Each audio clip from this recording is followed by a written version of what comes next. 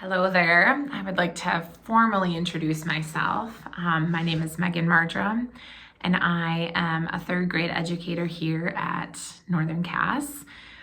We are located in just north of Fargo, middle of a cornfield.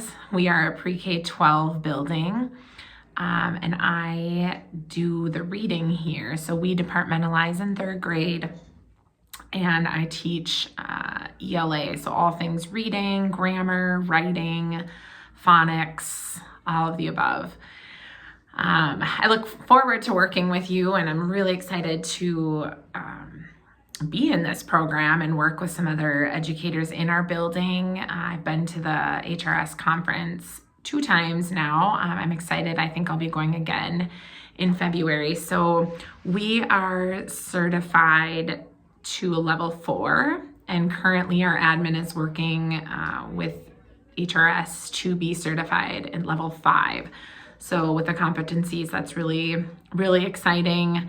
I'm just passionate about all things learning, growing, making myself a better educator for our learners here. So I will start kind of just by talking through some of the strengths and weaknesses I think I've found with the models that I've been trying. I'm definitely one that will go kind of dive right in on different things that we learn throughout conferences or initiatives that we have in place here.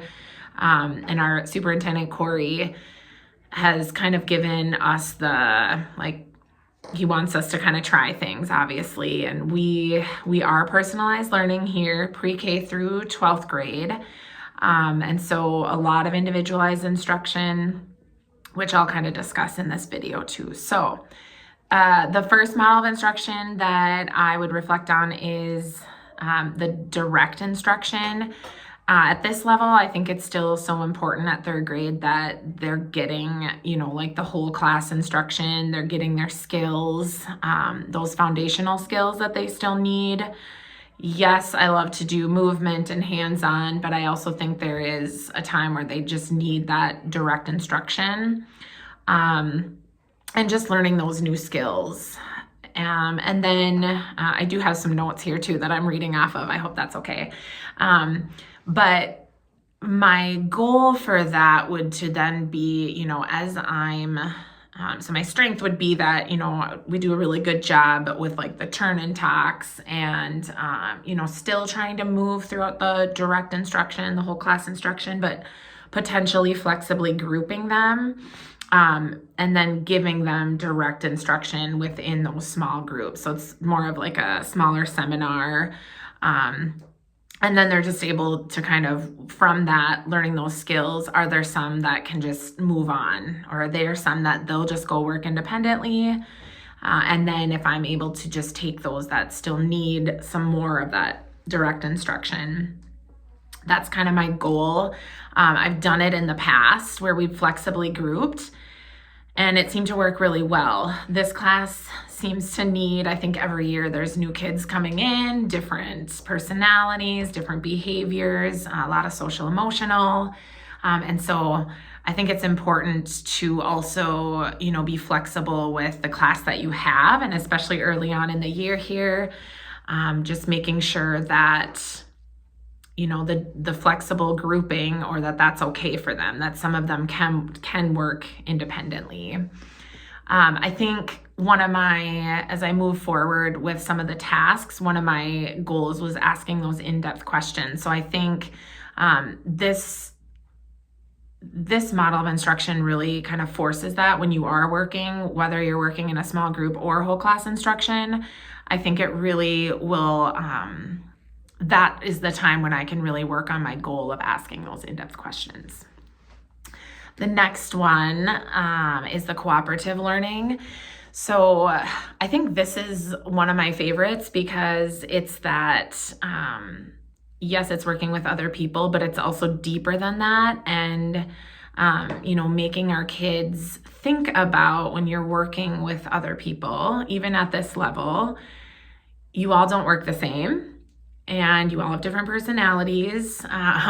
You have those that just want to kind of take over. That was me thinking about growing up, where you have those that want to take over, but you also have to, I talk to my kids a lot about like, how does it look working in, and I model it for them. How does it look working in a cooperative group? Talking about the why behind working together, those skills that you're going to need forever. How can you use a learner's mindset today? How can you be a leader? How can you adapt when, you have some in your group that aren't going to work? How can you, take on maybe some of those roles as a leader, and how can you get them to also be a leader and to also answer questions and work through problems together? An area of growth for mine in there would be that, after the fact, after they're working in their cooperative group, is, what are some things, conferencing with them and reflecting. What are some things that you could have done better? What are some things you feel that maybe didn't get accomplished in your group? Because I tell them all the time, every time we're going to get into a cooperative group or working in groups, working together, you have to be able to do this, because this is a skill that you will have forever, or that you'll need forever. You're going to be, I'm still doing it every single day, working together with other people that maybe aren't the same as you. They don't work the same as you. And so I've had to reflect on that throughout the years of, I maybe want to take charge, and I want them to go well. I'm a little bit of a perfectionist. And so I see that in some of my learners, and I want them to understand that there are different people in the world. And when you go out into the workforce, or you go to college, or you go military route, whatever route you're going, you have to work. You have to be able to work in groups, and be able to agree to disagree, and have those, arguments, for lack of better terms, and maybe have those fierce conversations, but also still be civil towards each other. So I think that's one of the biggest things with cooperative learning, is not just working together for a common goal, but also just learning what it's like to be with other team members that aren't necessarily like you.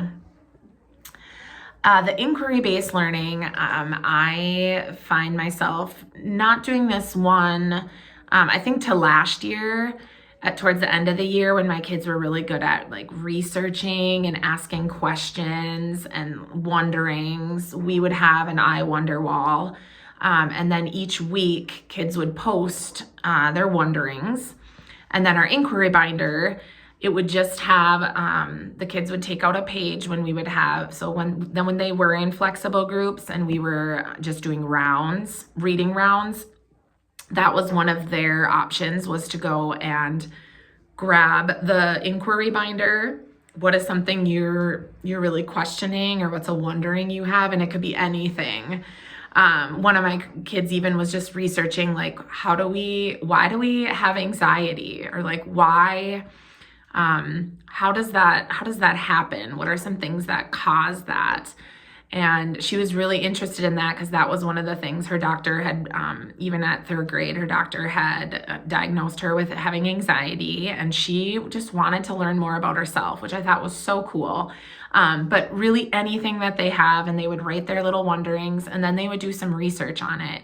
So it was kind of, putting them in the driver's seat of their learning. They were advocating for themselves. They were doing the research, coming up with questions, all the things. And it was really cool to see at the end. So my goal would be to do that again this year. And with this group of learners, we're only in the beginning of October, so still kind of learning some of those. They really come in as second graders. And so, getting some of those procedures down and some of those expectations that I have, that, then they'll be able to work independently and not have to come up and say, how do I do this? And ask questions that way, but really get them to think. And even when, we're doing our class read aloud, just what are questions that they have? And then let's stop what we're doing and let's find out the answer, or, let's work through these together.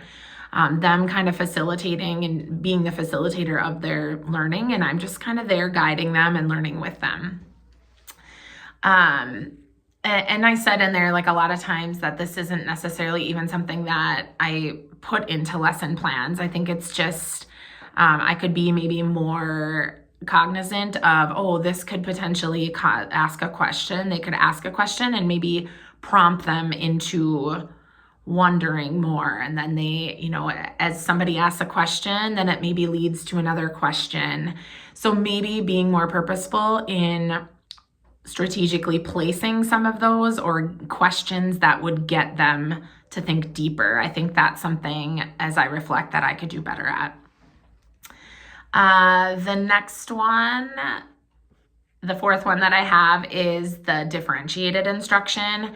And I think this is one that, special ed, in a special ed setting, they've been doing this forever. Special ed is really personalized learning. And so I was able to, a few years ago, teach in a middle school. When we first moved, my husband and I moved here.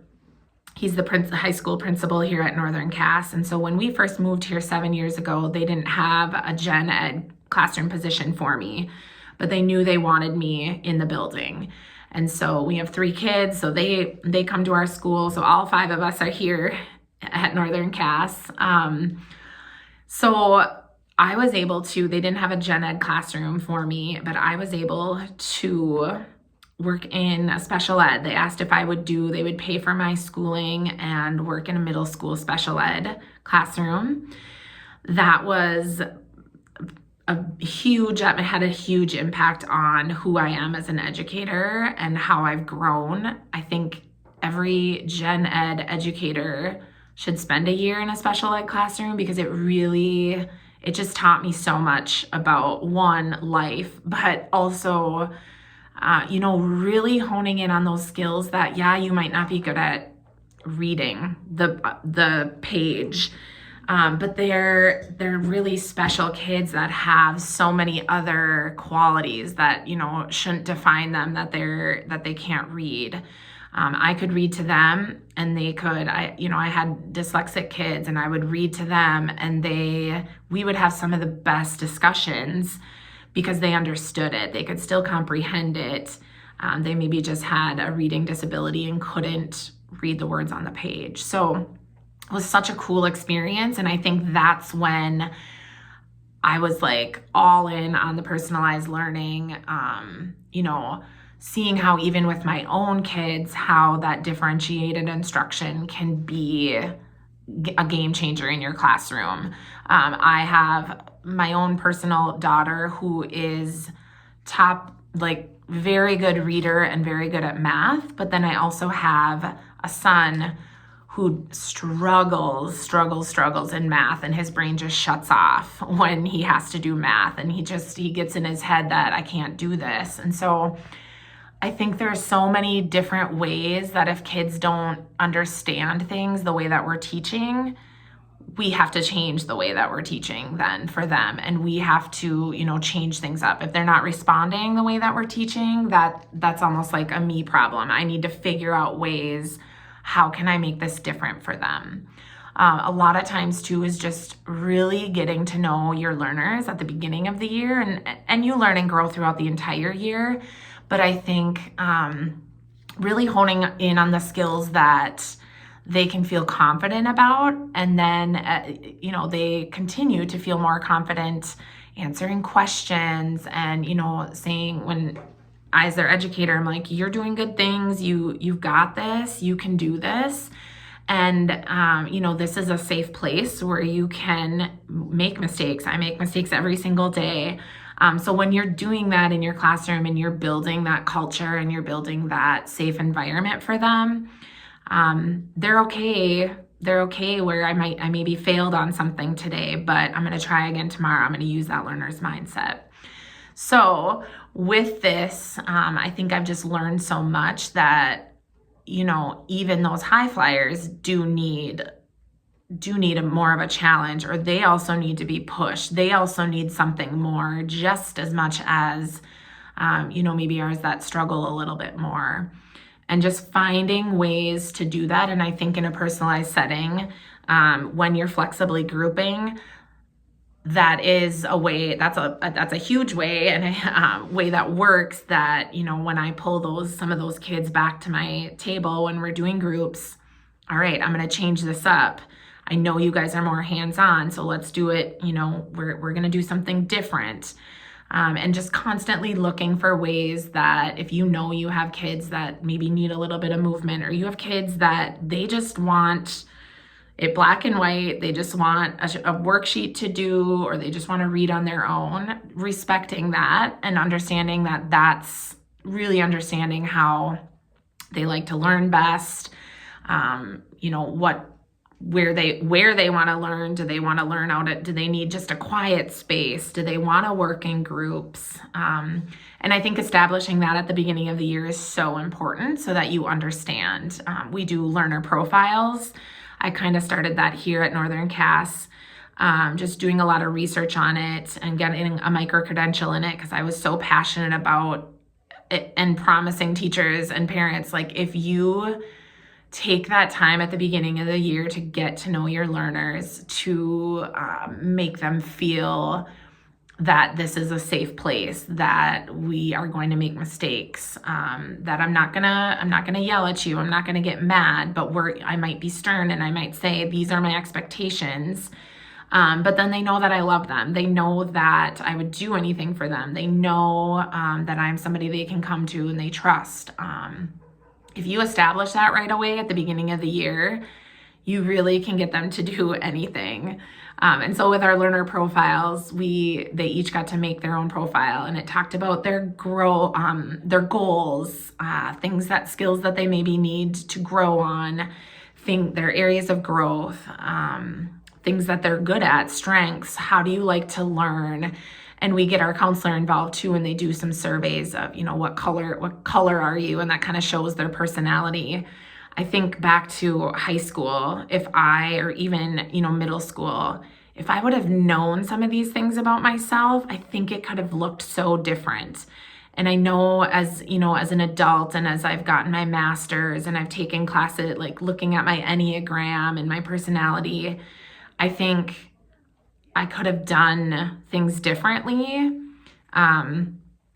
Just understanding myself. And the cool part about even my young learners, third grade, that they're already at this level learning about themselves and who they are as a person, and that, we grow and change over time. So who you are, right now, you're gonna change, and you're gonna change friends, and you're gonna change, you're changing all the time. So I think just establishing that, and then understanding them as a whole child, and what can you do to differentiate? What can you do to make it so that they're thinking deeper, or critically thinking, and then maybe holding back on those that struggle with that.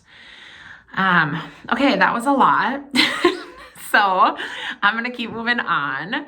I'm almost done here, I promise. This is getting way longer than I thought. But, and then the experiential learning, I think I do a lot within my class too. And because I just think it's so important to have for kids to understand real world, and relating it to real world, making it relevant. Like, how am I going to use this again? Why do I need to know this? I think back to when I was in school and it was just a traditional setting, and you just did things because you had to do it. You just, checked, it was just checking off a box, where now it's how can we, there's experts in the field.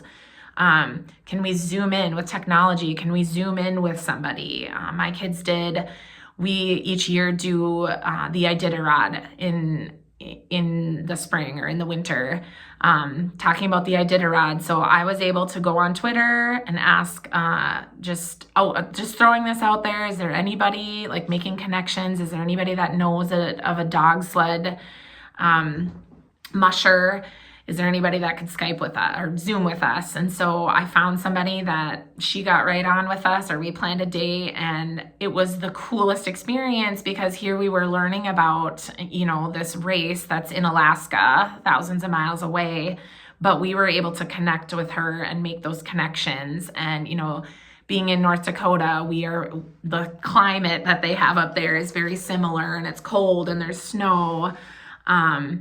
So just making those connections and finding, like field trips or their, simulations we can do, and just really, so they're able to experiment. They're able to, ask those questions like we do in the inquiry-based learning. And then, how can we experiment with it now? Learning through experiences, I think, is the most important. I think of the things that I've learned most were, even as an adult, are obviously experiencing it, and then you grow through it, and you learn just so much about the world around you. So I think some of the things that maybe, as far as planning, that is, just being very aware of what's coming up next, and not, sometimes it happens just on the fly, but making sure, seeing, I know that the Iditarod is coming up. So having those things planned so that kids get to be a part of that, learning, that hands-on experimenting, and just kind of learning and growing together. So I am excited. Like I said earlier in the video, I'm super excited to be a part of this program. And I'm so passionate about learning. And, I just think that we don't ever stop learning. I think if you feel like you're at a stopping point, then it's time to either maybe find something new. But I don't ever want to be that educator that just stops and just continues doing the same thing over and over, because there's just, especially with our society and with our technology and how fast things are going and new things coming in all the time, and AI, and I just think we have to stay on top of that so that we, our kids are a little different too, and going through different times than I being in high school and middle school. So I look forward to working with you, and that is my reflection.